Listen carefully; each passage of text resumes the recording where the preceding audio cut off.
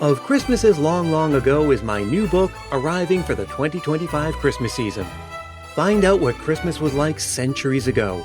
Sneak preview, it was weird and spooky and rowdy, kind of gross sometimes. Find it wherever books are sold in hardcover from Lions Press and audiobook from Recorded Books. It's Christmas as you've never seen it before, and it makes a great gift.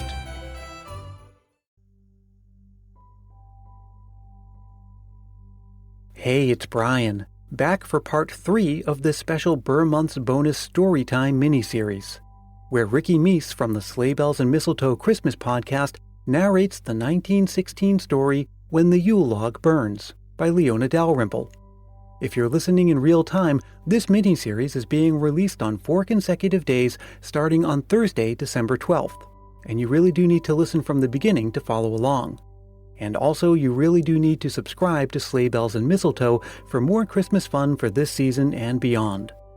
The first 2 installments represent part 1 of the story as it was published in 1916. Today and tomorrow, we'll hear part 2, where the story picks up again the following Christmas Eve. Did you know that the tradition is to light the year's Yule log with the embers of the one from last year? There are lots of traditions with the Yule log. In some places, children would ride it home like a sleigh while the grown-ups pulled it. Some decorate it with ribbons. Others sprinkle it with wine. I'll have to do an episode about that sometime soon. But back to our story, it's Christmas Eve, and we join John and his recently adopted and recently healed son, Roger, as a special surprise is just about to happen. So get cozy, get comfy, and get into the Christmas spirit as we once again go back to 1916 for an old-fashioned country Christmas at the home of John and Ellen. Here now is Rikki Meece with the 3rd installment of As the Yule Log Burns by Leona Dalrymple. The fire again. "Doctor," said little Roger slyly, "you got your chin stuck out." The doctor stroked his grizzled beard in hasty apology. "God bless my soul," he admitted guiltily. "I do believe I have. You've been so quiet," he added accusingly, "curled up there by the fire, that I must certainly have gotten lonesome, and I most always stick out my chin that way when I get lonesome." Roger, by way of reparation, betook himself to the arm of the doctor's chair. The doctor's arm closed tight around him. A year ago, this little adopted son of his had been very lame. It was the first Christmas in his life, indeed, that he had walked. "Out there," said the doctor, "the winter twilight's been fighting the elderberries with purple spears. It's conquered everything in the garden and covered it up with misty velvet, save the snow and the berries. But the twilight's using heavier spears now, and likely it'll win. I want the elderberries to win out, drat it! Their blaze is so bright and beautiful." Roger accepted the challenge to argument with enthusiasm. "I want the twilight to win," he said.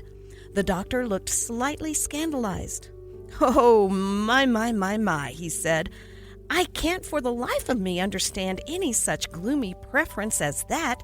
Bless me if I can." "Why," crowed Roger jubilantly, "I can, 'cause the more twilighty it gets, the more it's Christmas Eve."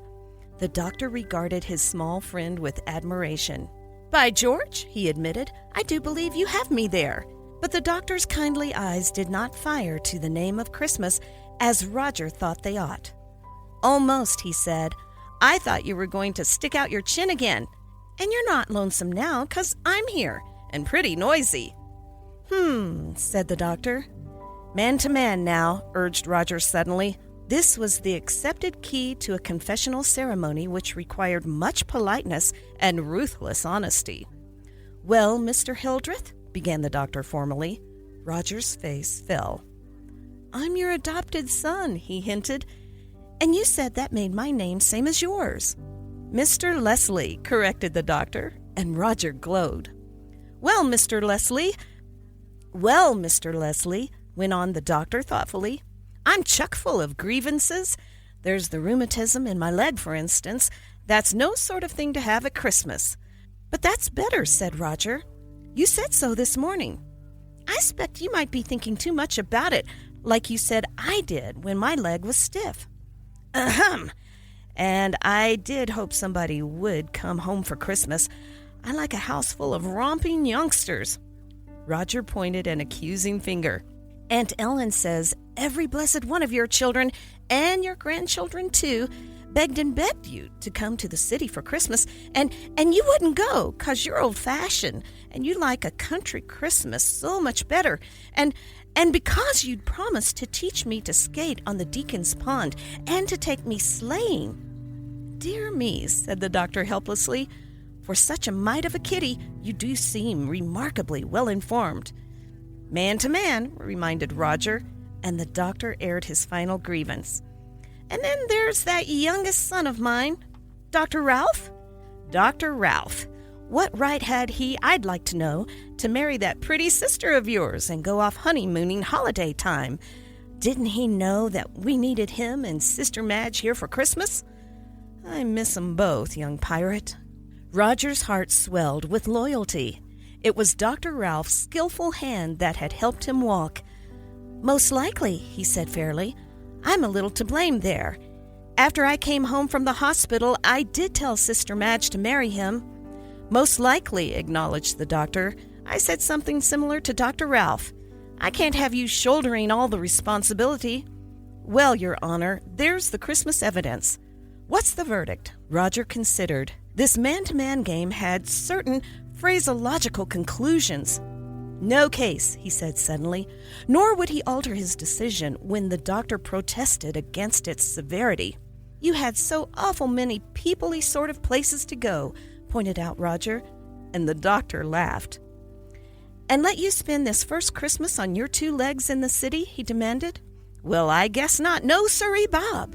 There, the alderberries have faded out and the garden's thick with twilight." "And it's Christmas Eve," cried Roger, his black eyes shining with delight. "Speaking of Christmas," said the doctor, sniffing luxuriously, "I feel that I ought to slip out to the kitchen for a minute or so. I do smell something tremendously Christmassy and spicy." Roger caught his breath. With a Christmas intrigue as surely in the air as the smell of spice, here was dangerous ground. "Aunt Ellen," he faltered, "Aunt Ellen said she couldn't possibly be bothered with any menfolks in the kitchen, not even me." "Oh, pooh," rebelled the doctor largely. "That's merely a ruse of hers to protect the cookies. And what I'd like to know is just this. What's Aunt Ellen doing in the kitchen anyway? Certainly old Annie's able to do the Christmas fussin' for 3 people. Aunt Ellen ought to be in here with us. That was part of my lonesome grievance, but I forgot to mention that." Roger, shivering apprehensively, visioned suspicious stores of Christmas delicacies, holly and evergreen, and a supper table set for 10. And off somewhere amongst those purple spears of twilight, old Asher, the hired man, was waiting at the station with the big farm sleigh. He must keep his eye on the doctor until 6 o'clock and lure him away from the window. "Tell me a story," begged Roger, "over here by the fire." And his voice was so very urgent that the hungry doctor abandoned his notion of a Christmas cookie and complied. To Roger, in a nervous ecstasy of anticipation, the story was a blurred hodgepodge of phrases and crackling fire, distant noises of clinking china and hurrying feet, and wild flights of imagination. Old Asher must be coming past the red barn now, and now down the hill, and now past the Deacon's Pond, and now— Sleigh bells fairly leaped out of the quiet, and Roger jumped and gulped, aquiver with excitement. The doctor regarded him with mild disfavor. "Bless my soul," he said in surprise. "That was the quietest part of my story. You're restless." "Go on," said Roger hoarsely, and the obliging doctor mistakenly took his agitation for interest and went on with his tale. But Roger had heard old Asher driving along by the picket fence and turning in at the gate post, and the story was no more to him than the noisy crackle of the log. Off somewhere in the region of the kitchen door, he detected a subdued scuffle of many feet. The grandfather's clock struck 6.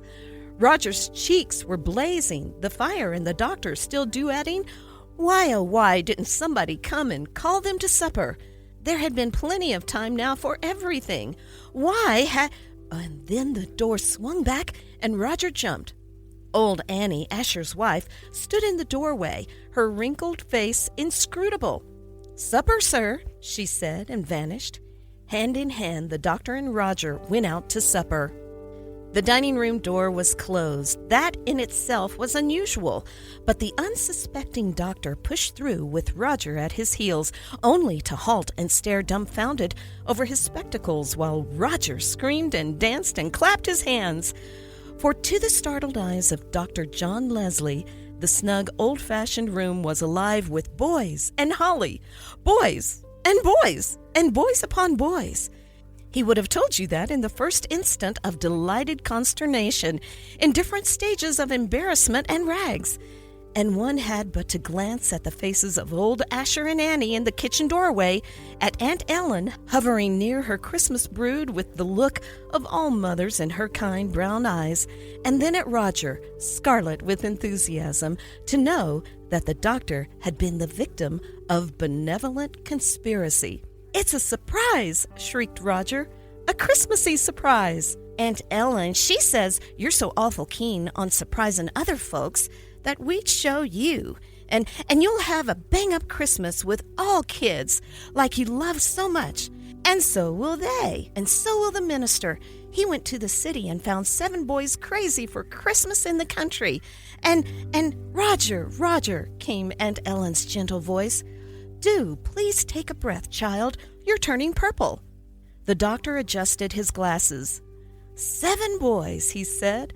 "Bless my soul, when I opened that door, I saw 70 boys." He counted them aloud. Then, for no reason at all, save that he had glanced into 7 eager faces, thinner and sharper than he liked, for all they glowed with excitement and furtive interest in the long supper table, a-sparkle with lights and holly, he wiped his glasses and patted Roger on the back. "Is your leg bothering you so much now, Daddy Doctor?" demanded Roger. "Nothing like so much," admitted the doctor. "Are you lonesome enough now to stick out your chin?" "Bless your heart, Roger," admitted the doctor huskily. "I'm so full of Christmas I can hardly breathe." "Hooray!" said Roger. "Me too." It blazes higher.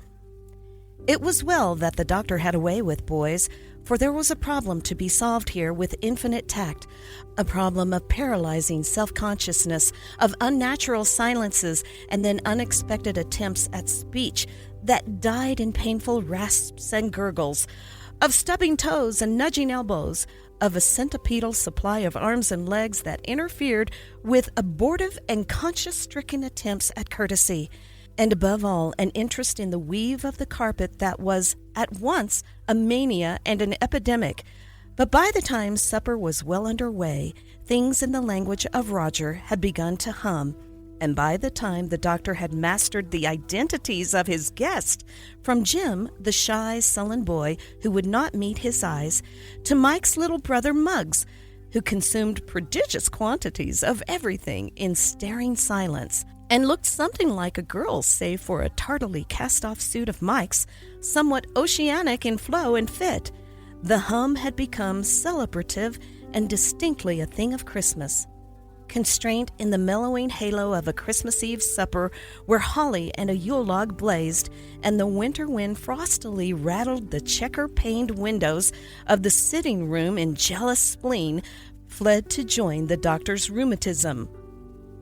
By the time the grandfather's clock struck 7 through a haze of holly, the doctor had pokered the Yule log into a frenzied shower of gold.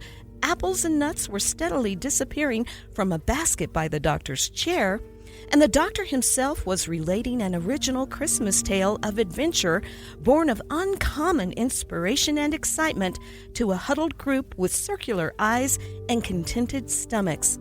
But Muggs, his small face partially obscured by the biggest apple in the basket, had not yet spoken, and Jim, the shy, sullen little boy to whom Roger had taken a fancy because he was lame, had met the doctor's eyes but once, and then with a rush of color. Now, whether it was the scheming excitement of a busy day, or the warmth of a busy log, or the rambling yarn of a busy doctor, who may say? Certainly Roger fell asleep at a fictional crisis and remained asleep despite Jim nudging him. "There," said the doctor as the clock struck 8. "That's all. To bath and beds, every one of you. Annie's had a lamp on the kitchen table this half hour ready to light you up the stairs. My, but there's a busy day ahead, Roger. Well, of all ungrateful listeners, Roger." But in the end, the doctor carried Roger up to bed, preceded by Annie with the lamp. And while Annie was turning back quilts and smoothing pillows and fumbling at windows with the freedom of long service, she soundly berated the doctor for postponing the bedtime hour with his Christmas twaddle. "And Mr. Muggs there," she said severely, "he's had one too many apples, I'm thinking, and the last one as big as his head. He'll need a pill before morning. The child's packed himself that hard and round you fear to touch him." And then, because Muggs was such a very little boy, Annie was minded to assist with his bath and laid kindly hands upon an indefinite outer garment which began immediately beneath his armpits and ended at his shoe tops in singular fringe. "And, ma'am," she explained to Aunt Ellen a little later, "I had to let him go into his bath by himself. No more had I touched his bushel basket of rags, and they were hitched over his shoulders with school straps and somebody's shirtwaist underneath. And then he let out a terrific shriek. You must have heard him. And all the other boys come running and crowding round him and staring, so frightened at me, and his brother yelled at him to keep quiet. And he kept quiet that sudden I could fairly see the child swell. He's unnatural still, an unnatural fool, ma'am, and the doctor better leave the pills handy." Bathed and freshly night-gowned, the doctor's guest tumbled a little noisily into bed. Only Jim lay silent and wakeful. Once he nudged his bedfellow. "Luke," he whispered, "do you think I ought to tell him?" "Aw," said Luke sleepily, "dry up, Jim. Gosh, ain't the bed soft?" Jim sighed. Christmas came to the old farmhouse with the distant echo of village bells at midnight. But long before that, Christmas in a fur cap and great coat had swept up the driveway with a jingle of sleigh bells. Behind old Polly, the doctor's mare, his sleigh packed high with bundles. By the light of a late moon, flinging festal silver on the snow, it might be seen that Christmas resembled a somewhat guilty-looking old gentleman with a grizzled beard. "I'll catch Old Scratch," he admitted suddenly, overcome by the bulbous appearance of that sleigh. "But Ellen may say what she will, she couldn't have thought of everything." No call for pills came that night from Muggs, asleep in a crib that had seen much service. He was awake, however, long before daylight, trembling with excitement. "Mike! Oh, Mike!" he called hoarsely. "Wake up! It's Christmas morning!" Mike, in a big bed with Marty Fay, sat up. "Don't you dare open your mouth today," he cried in a bloodthirsty accent, "or Mom Murphy'll get you sure and scat. Ain't I schemed enough to get you here already? Huh? Want to be sent home? Huh?" Muggs ducked beneath the blankets with a shivering wail.